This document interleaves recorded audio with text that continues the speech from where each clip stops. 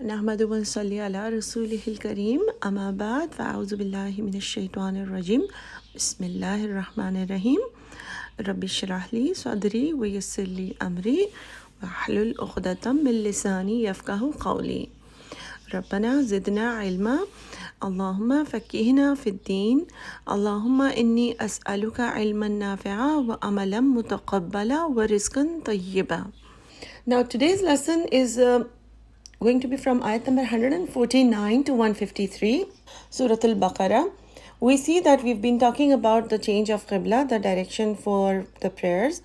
In this session, there's going to be 3 parts of this session. I will be focusing more deeply on the first 2 parts, and the third part, I will go over it, but there will be more to the third part, which I will cover in the next session. Let me tell you with ayat numbers so you have some orientation of what's happening, what's going on, okay? 149 and 150, they still deal with the direction of the prayer. There's lots of emphasis which might not make sense to us now. So I'm going to give my best try so you can understand from the point of view of when some command is new or new to us and how it impacts us, like internally, what we go through, how we are scared of facing the people with it, how sometimes like shaitan tells us to keep doing what we are doing because that is our comfort zone and all that. So Allah subhanahu wa ta'ala's encouragement, repetition and reasonings and logic for why that needs to be done. So that will be covered in 149 and 150. At number 151 will talk about the traits what a prophet or somebody who teaches the Quran. We have discussed this before as well. The reason why it is here is that we see that now Allah subhanahu wa ta'ala is giving us one center and that we are supposed to be focused and that we are going to be the Ummat Wasat, and which is a huge responsibility. So Ummat Wasat has to understand more firmly the duties that the prophets of Allah subhanahu wa ta'ala had. Plus, because Prophet sallallahu alaihi wasallam was the last prophet, so the mission gets transferred to us directly because of that. And then the third part for today has 3 beautiful parts. Those 3 parts are zikr of Allah subhanahu wa ta'ala, shukr, gratitude, and sabr, patience. And these 3 are huge in its own, so they will require one whole session. So inshallah we'll see how much I can cover, and if it seems like we need to spend one more session on it, we will do that inshallah. So with that note, let's start on ayat number 149. A'udhu billahi minash shaitanir rajim. Bismillahir rahmanir rahim. Wa and min from haythu, wherever. Kharajta, kharajim is the root you start forth. Fawalli, so walli is turn, and fa so then turn. Wajhaka, wajh means face and ka your, so turn your face shataral, direction of al masjid al haram, masjid al haram, wherever you are you have to turn to masjid al haram, okay? Wa and innahu, indeed it, lal haqqu, it is surely the truth, it is the haqq. La means surely, haqq, it is truth. If there is any doubt in your heart at all, understand, remember that it is the haqq from mir rabbika, your Rabb. If you understand the meaning of Rabb, if you understand the worshipping of Rabb, you have to understand there is no saying no to the commands of the Rabb. And this is haqq from the Rabb. It is not your confusion. Don't think that, oh, really this happened? We have to? Do we have to? Is it an option? Can we do both? All those questions are, I know that I covered this in the previous class. I will tell you some of the reasons why it is important to understand that it is not only about the direction, this command related to direction now, because it is, for us it might be easy because we've been doing it. We're not told to change and having the feeling that and everyone's gonna mock at us and you guys are changing direction that you've been facing since so many years. The thing is, take any other command which is a haqq from Allah subhanahu wa ta'ala and assess yourself. make a list of some of the commands of Allah subhanahu wa ta'ala, and without any justification, if you just have to put yes and no in the other columns, you can see, do I follow this command? Do I do this? Forget any kind of justification, where we are living or why we have to do this or what is the reason. Do not bring in the variables, the reasons why, or because of how many other people are doing, or because what is the system in our country, or because we are forced to do it. Just work with the yes and no parts. And then if you go to the commands that you've answered no to, like completely and fully, I mean, right? Okay. So if there is like, do we get married in a sunnah way? That'll be most of us will be putting a no, right? And then go to the things where you have checked no and see what is the reason. Most of it would be people, all the others do it, or people will make fun of me, or I will not get a job, or I will not get married because of this, or I will look weird in that, or my family doesn't like it that way. It will mostly, if you're a good Muslim, it won't be because I don't believe in it, because we do believe in it. We all know that it is haq from the Rabb. It will not be that, okay, I'm not doing this because I don't believe in it. Okay? So, وَإِنَّهُ لَلْحَقُّ مِنْ رَبِّكَ. It is the haq from your Rabb. وَمَا اللَّهُ, and not Allah, is Allah, بِغَافِلٍ, is unaware. Ghafil is when somebody has no idea what's going on, completely unaware. So Allah subhanahu wa ta'ala is not unaware. Amma is made of two words, ma, of that, of that. Ta'malun is the root, amal, ayn, mim, lam, of what you do, the actions. Amal is the action, deeds. Allah subhanahu wa ta'ala knows everything. So the list that I was just talking about, keep in mind that Allah knows everything. Where you're putting yes and where you're putting no, and what is your justification for each and every no that you have on that list. And Allah is watching us, right? So it's not like you have to share the list with me or anyone else. It is for your own assessment, for your own analysis, that how am I doing on my Islamic Iman levels. And why these ayats are repeated, that then you will understand very clearly why it was needed. The ritual that has to be done by everyone and every Muslim had to be repeated, so there is no differences whatsoever. Ayat number 150, wa min haisu, the first few words are exactly the same as 149, okay? Wa and min, from, haithu, haisu, wherever. Kharajta, you start forth, you kharaj, you leave, you exit. Fawalli, so turn. Wajhaka, your face. Shatral, direction. Masjid al-Haram, Masjid al-Haram. So whenever you are, you leave, you start, you are exiting from, you face your direction to Masjid al-Haram. Wahaisu, and wherever, ma kuntum, that you all are. Now kuntum is you all are, it's all of you. So there is no confusion that it was only for the Prophet or the people of those times or the companions only or the people of the Medina. Wherever you all are, anywhere in the world you are, and whoever you are, as long as you're Muslim, you're praying, you're facing the Qibla. Ma kuntum, you all are. Fawallu, that's a plural for fawalli, so turn, you all. Wujuhakum, your everyone, your faces. So wajhaka is your face. Wujuhakum, your faces. Shatrahu, in its direction. In that direction of, what is its? Masjid al-Haram. So you all have to face there, whether you are east, west, north, south, whether you are traveling, whether you are doing the small prayer, whether you are doing nafal prayer, whether you are doing the prayers inside the airplane or in the train or in the hotel, wherever you are. And these days it's very easy to find the Qibla. So that should not be an issue if you're in a park or wherever you are. If you're driving in the car, there are more details about the fiqh, about more questions about what to do in a moving vehicle when it is in our control and we can stop. Just like a car, we should stop and then sit in a way to face the Qibla and then pray Salah. If it is not in our control, like if you're traveling in a train, you can sit in a way that you're facing the Qibla, but if the train turns, and so in that case, at least you start your prayer in the direction of Qibla. Because sometimes we know that, okay, the direction has changed, but you don't know now where you should face in mid-Salah. All you have to do in those times where you're in airplane or train or any other moving vehicle that you don't have the control of changing. Then you just have to make sure that you start by facing the Qibla, and then it's okay.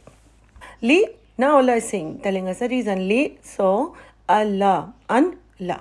Allah is made of an, la. Hamza, nun, an. So that, la, not. So that not, what will not happen? Yakuna will be, kaf wa nun is a root, lin nasi, li for nasi people. So there is not for the people, alaykum, made of two words, ala and kum, upon you. Hujjatan, there is an argument. Hajim, jim. There is no hujjat, there is no argument. People are not saying, what's this? What are you doing?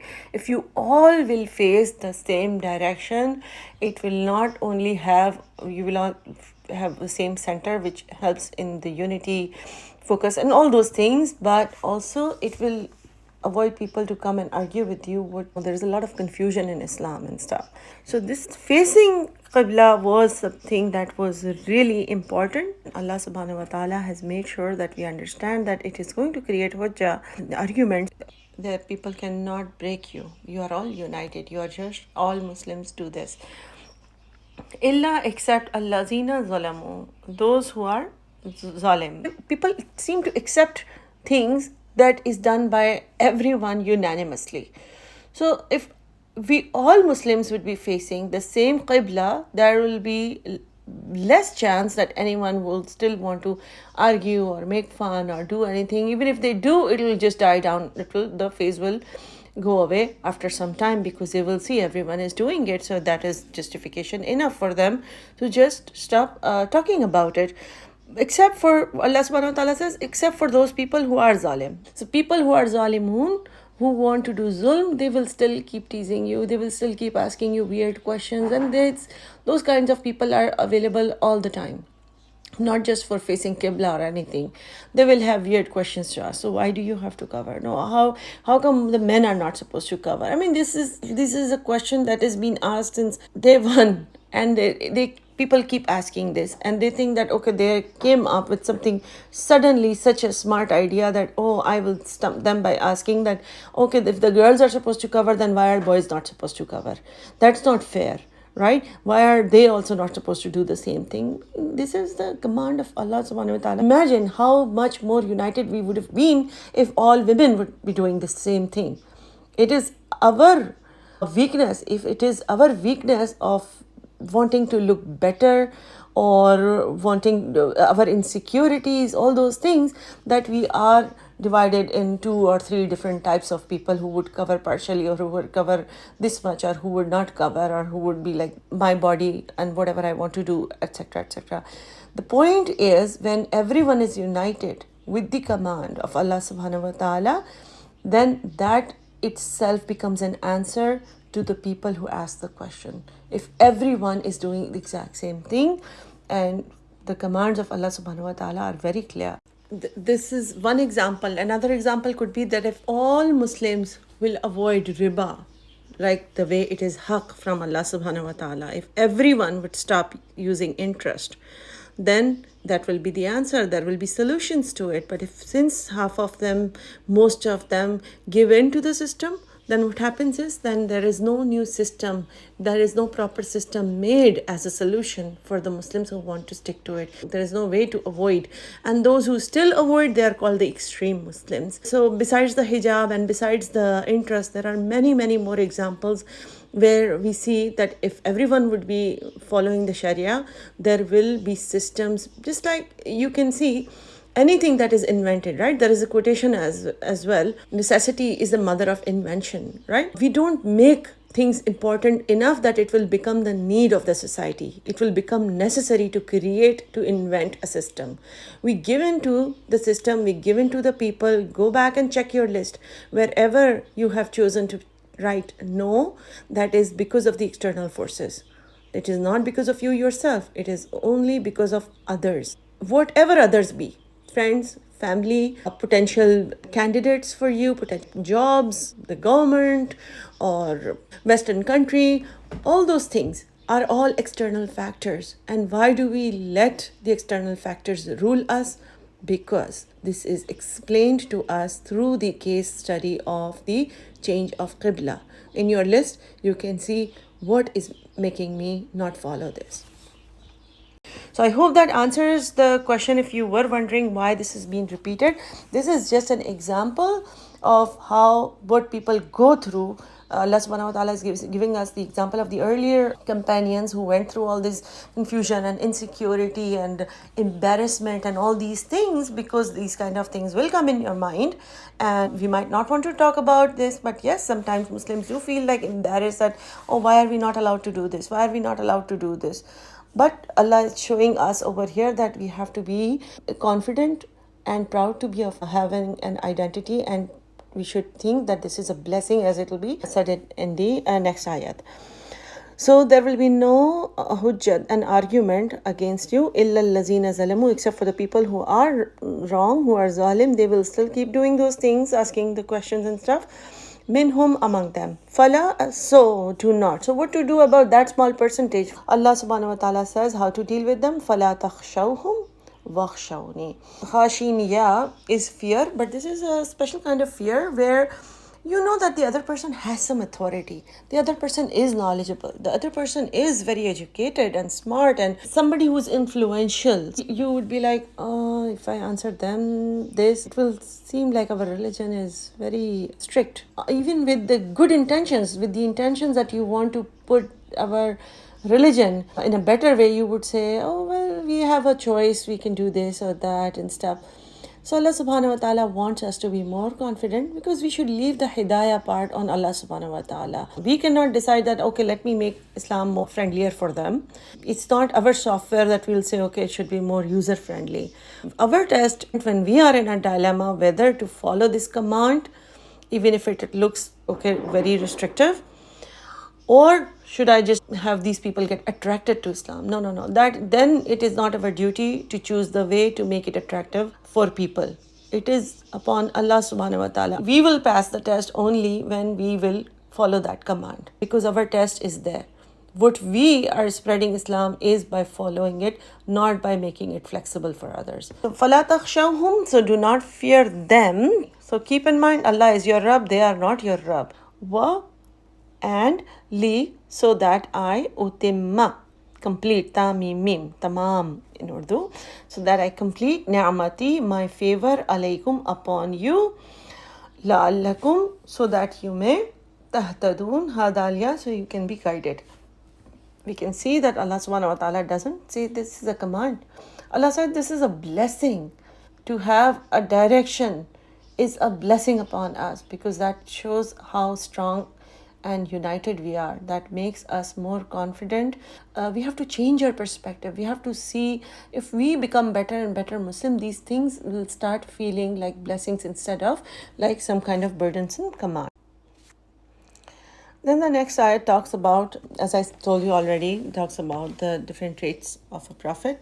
And Allah subhanahu wa ta'ala mentions it here because Allah subhanahu wa ta'ala wants to complete the blessings. Like Allah does not want to keep any blessing away from us. Allah subhanahu wa ta'ala tells us what blessing it is that the prophets came to explain to you these things. Kama, as arsalna, we sent, Rasin lam, Rasul means to send or a message. Fikum, among you. Rasulan, a messenger. Minkum, among you. Yatlu alaykum, number 1. So talam waw means recitation. Literally it means talam waw means to follow in the footsteps. So yatlu alaykum, so he would recite to you ayatina, our verses. So Allah subhanahu wa ta'ala mentions the recitation of ayats the first.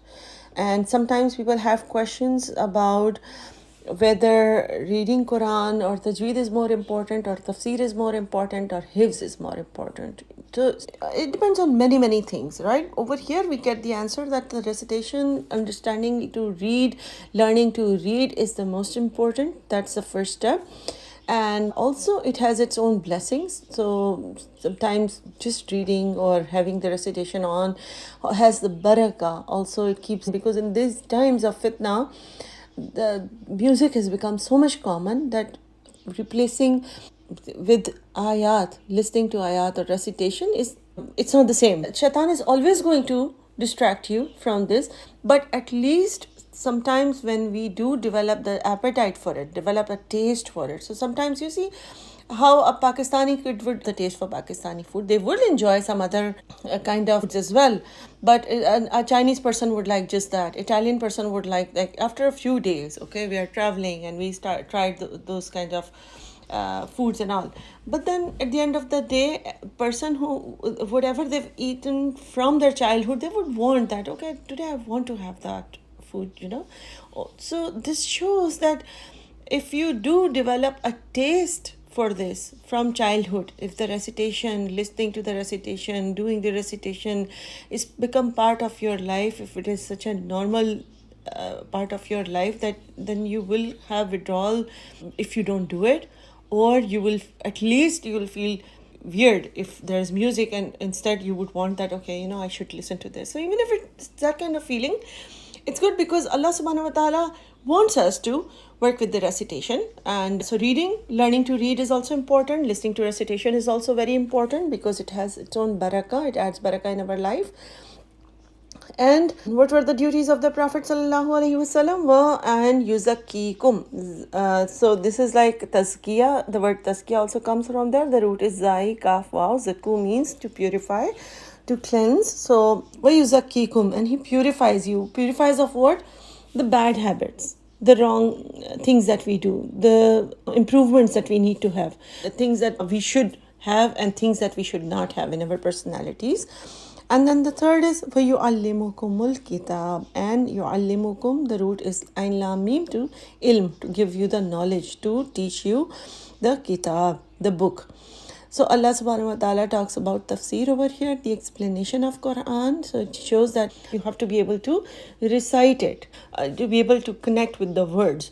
So once you connect with the words, you are able to understand commands better. And yu'allimukum al-kitab has all the fiqh about all the do's and don'ts and all the sharia and all those things, and to be able to understand, because there will be, for example, the topic of divorce, but there will be many questions around it. There will be topic of inheritance. There will be many questions about it.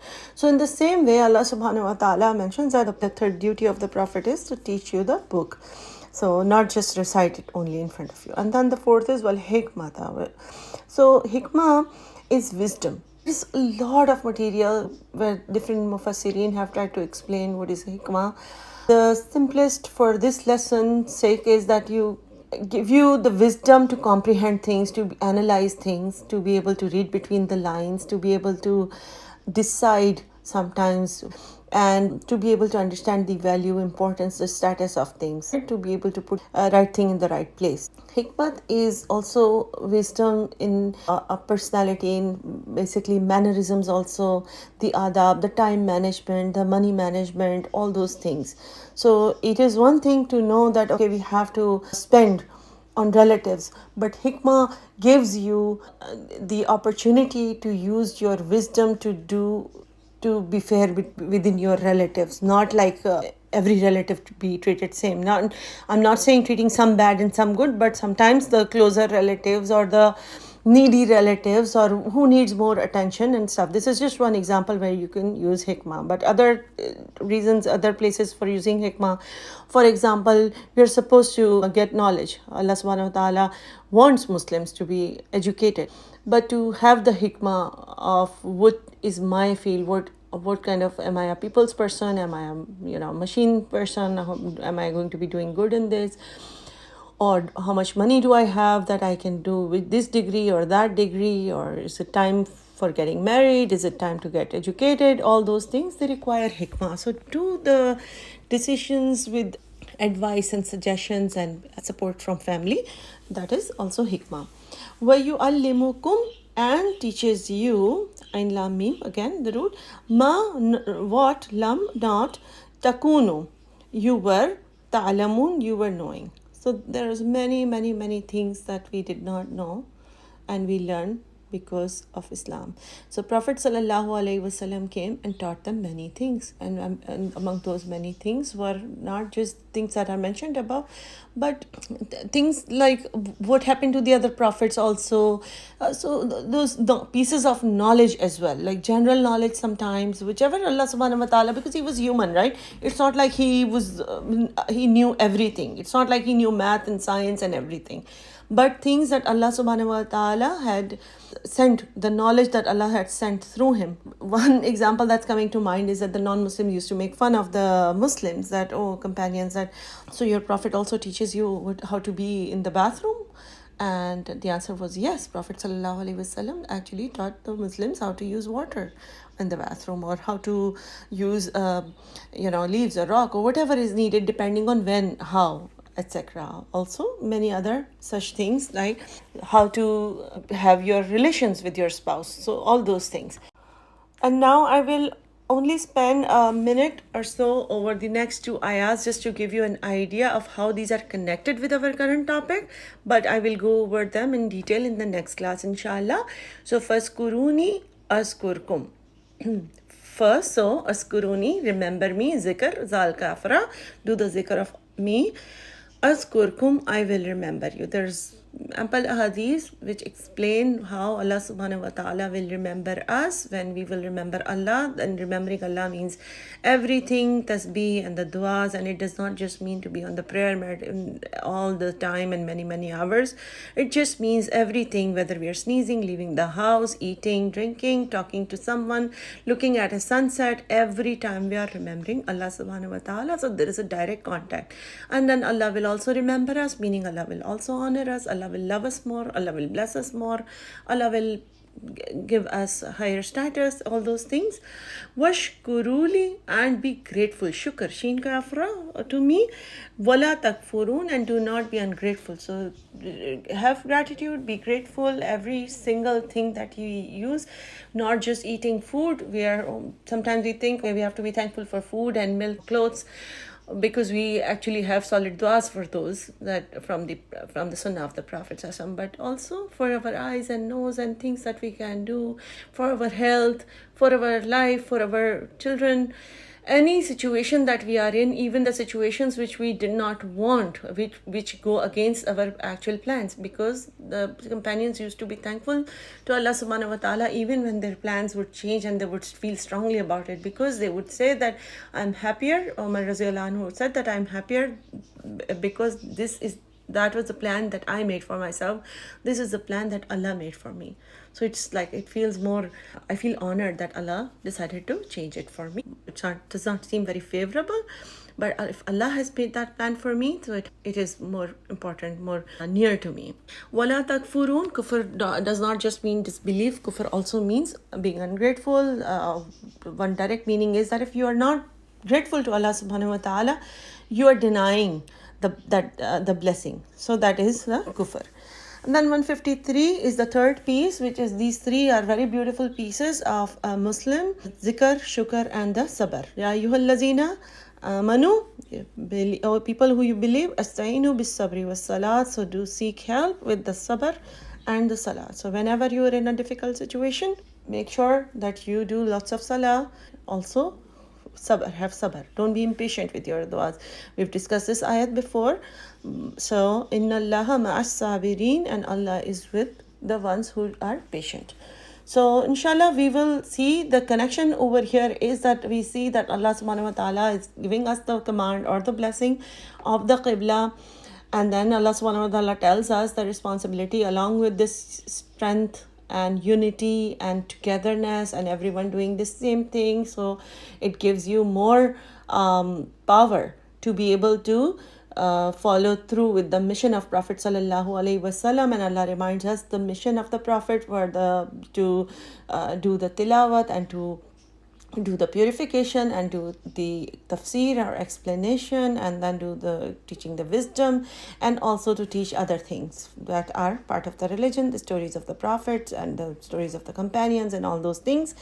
And then the beautiful way to connect is to do the zikr of Allah, to do the shukr of Allah. And of course, life is not going to be so simple that, okay, I will do these things and it's going to be perfect. No, life is still going to be full of challenges. So make sure that you are ready for showing patience, inshallah. And inshallah, may Allah subhanahu wa ta'ala give us all these traits and strengths and make us appreciative of the blessings of Allah subhanahu wa ta'ala.